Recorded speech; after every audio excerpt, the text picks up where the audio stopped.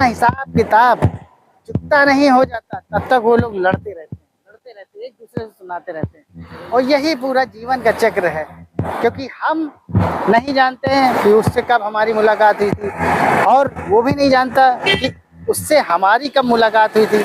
ये सिर्फ और सिर्फ हमारे और आपके अंदर बैठी आत्मा है जो कि जान जाती है कि हाँ उस आदमी से हमारे और उसका सेटलमेंट वो खुद ही करवाती है, तभी हम लोगों को एक दूसरे से मुलाकात करवाती है। या अगर एक्सीडेंट होना होता है तो एक्सीडेंट करवा देती है। और सिर्फ तो इसका निवारण क्या है कि आखिर हादसे से बच सके और एक्सीडेंट दुर्घटना जो भी होता है होने वाला होता है उससे बचने के लिए सिर्फ और सिर्फ यही है कि प्रभु का स्मरण करें। जिनको भी मानते हैं उनका सच्चे दिल से स्मरण करते रहिए, क्योंकि एक प्रभु का नाम ही है जो कि हमको और हमारे पुराने जन्म जन्मांतर के जो हमारे कर्म साथ में जो लेके आती है वो उसका हिसाब किताब पूरा करने के लिए कुछ ना कुछ करती रहती है। तो किसी न किसी बहाने से वो ऐसे ऐसे मोड़ ले आती है जिंदगी में जो कि समझ में तो कुछ नहीं आता, लेकिन फिर जब काफी गंभीरता के साथ में अगर उसका देखा जाए तो वो समझ में आता है कि हाँ कोई पुराना हिसाब किताब होगा जो कि वो इस समय वो लेने आई है। और यही हुआ।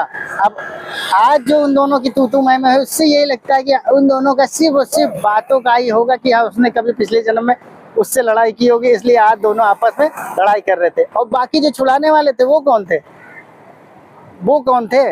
वो भी ईश्वर के बनाए हुए बंदे ही हैं जो कि एक दूसरे को हटाते कि भाई चल छोड़ दे चल जा, तू अपने रास्ते, भाई यही सुलझाते रहते हैं। तो कहने का मतलब यही है कि सिर्फ और सिर्फ हिसाब किताब ही पूरे जीवन में होता है हमारे और आपके बीच में। और इस दुर्घटना हादसे से बचने के लिए सिर्फ और सिर्फ नाम का सुमिरन करिए, सिर्फ और सिर्फ नाम का। जिसको भी हम मानते हैं,